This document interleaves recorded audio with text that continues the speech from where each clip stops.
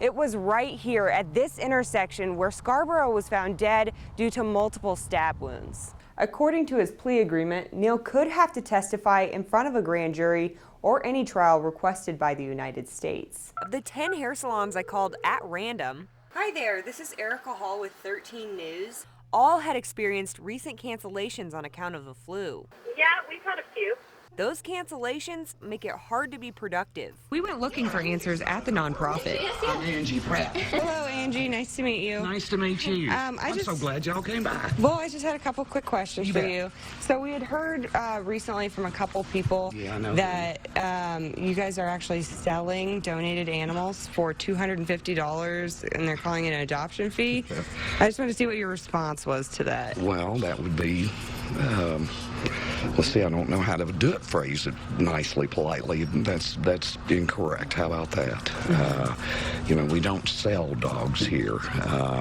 We bring dogs in, and we do, in fact, have them release them when they don't fit our needs. And yes, we do ask for a donation, but we don't make that a prerequisite. We waive that fee regularly. KNW's Erika Hall is joining us live right now from Farmington, just off of MLK, where that fire is. Erika, this happened just less than an hour ago. What have you been able to find out right now? John Lukather with the Washington County Emergency Management says there are no injuries at this time that he knows of. That does not mean there are no injuries. I'm going to step out of the way so you can see some of the loud craziness happening behind me. So we do know a car possibly hit a gas line, caused an explosion. It happened around 4 p.m. We don't know anything else at this time. Several businesses will be damaged, including Dairy Queen that just came in this year, Domino's, and the gas station. Everyone is being asked to avoid the area.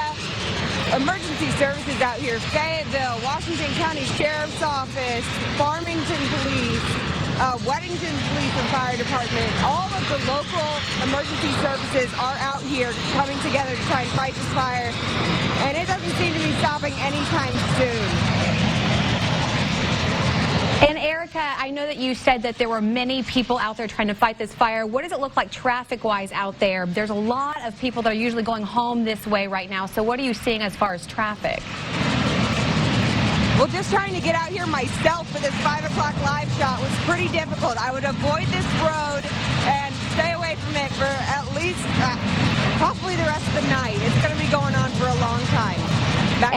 And when you have a fire like this, Erika, a lot of the smell of that smoke, and there's so many people fighting it, and you can see those flames behind you. What are you smelling? I mean, you can barely hear out there, too. It's very, very loud. What does it smell like out there?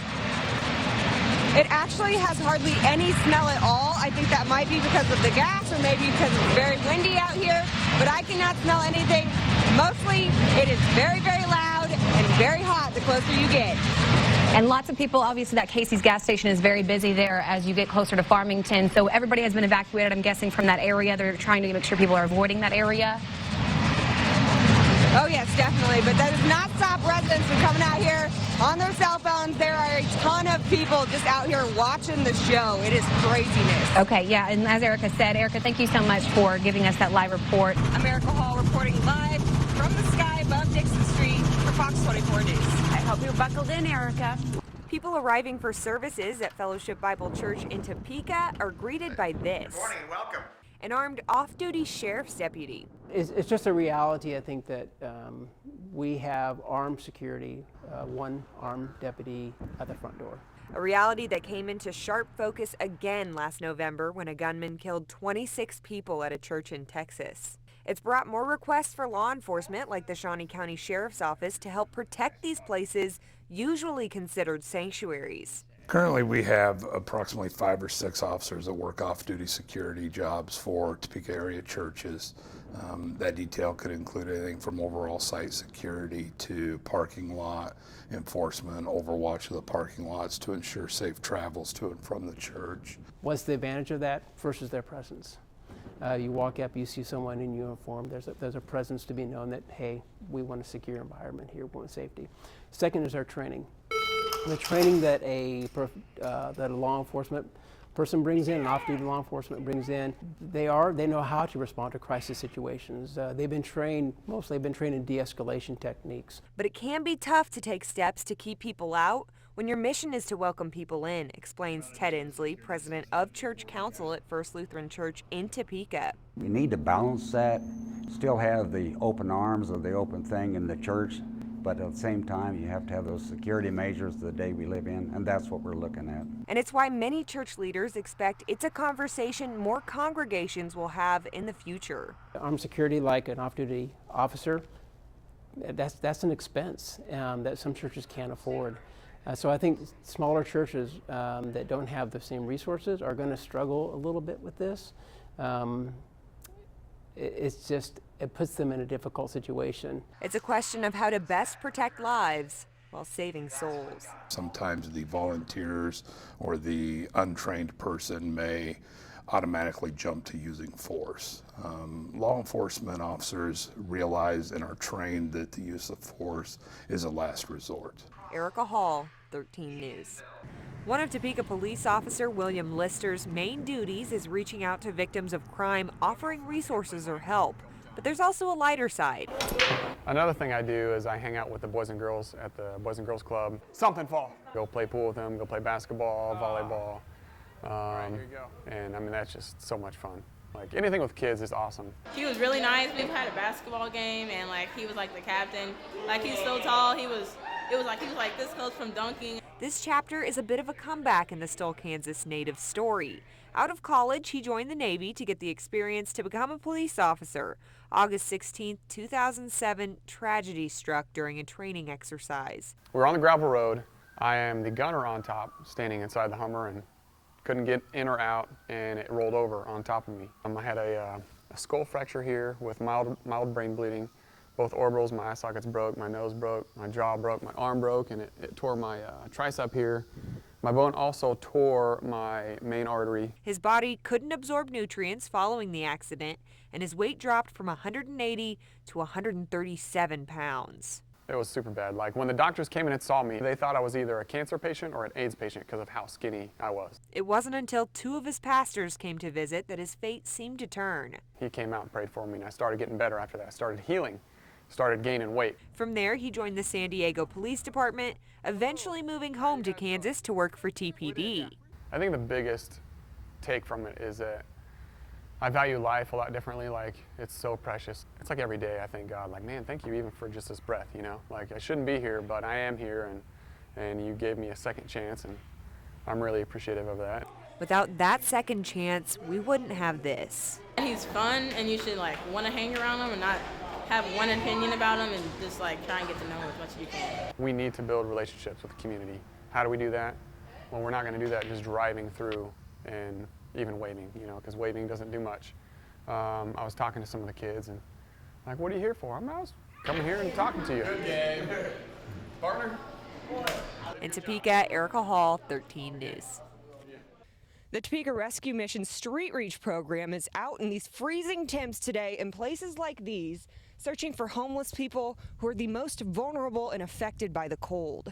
When the chill hits the air, I think the weather right now is about 10 below wind chill. This team hits the streets. We're out just looking for folks to make sure that they're okay, so we call that doing a welfare check.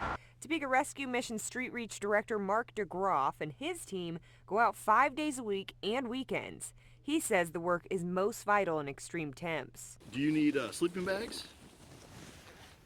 And are there 2 of you in your camp or 3? There's 3. 33-year-old John Albright has been living on the street with his dad and girlfriend for nearly 3 years. I haven't stopped stressing, really. The Street Reach program helped relieve some of that stress. So would you have been able to survive without this type of help? Probably not. Street Reach provides hot food and drink, blankets, tarps, tents, and clothing, as well as toiletries. People who suffer from mental illness or have more severe mental illness issues, and people who struggle with addiction issues are the ones that are most at risk of getting frostbite and exposure because they just aren't operating with all their faculties. The Street Reach team found 2 people in our time with them. DeGroff hopes that means others found a place out of the cold. We do everything we can to keep them warm if they insist on not coming into shelter. We also offer them all the resources that the city offers. So really that's the goal, to help people take a step forward. For more information on how you can help, just go to WIBW.com. Guys. I've had a couple things stolen, and actually even that Santa there was even slashed in that event. You're a monster, Mr. Grinch. Your heart's an empty hole. Christmas lover Gerard Lee wouldn't touch you with a 39.5-foot pole. It takes us time, a long time, to decorate and put our time into it.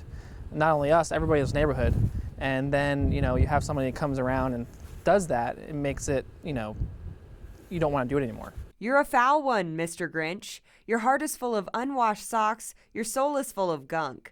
The 3 words that best describe you are as follows, and I quote, stink, stank, stunk. With the total amount of decorations they stole from the past 3 years, it was about $500. You're a mean one, Mr. Grinch. You're as cuddly as a cactus. You're as charming as an eel. You're a bad banana with a greasy black peel. People living in the area want to know why someone would ruin decorations meant to bring joy to everyone. Your children are the ones that like to see, the decorations up and they enjoy it, but they're just ruining, for everybody. Every person down in Siloam Springs liked Christmas a lot, but the Grinch who lives somewhere in town did not. Several yards left looking like inflatable graveyards. Hopefully the Grinch thinks of something he hasn't before. Maybe Christmas, which could come from a store. Maybe Christmas, perhaps, will mean a little bit more.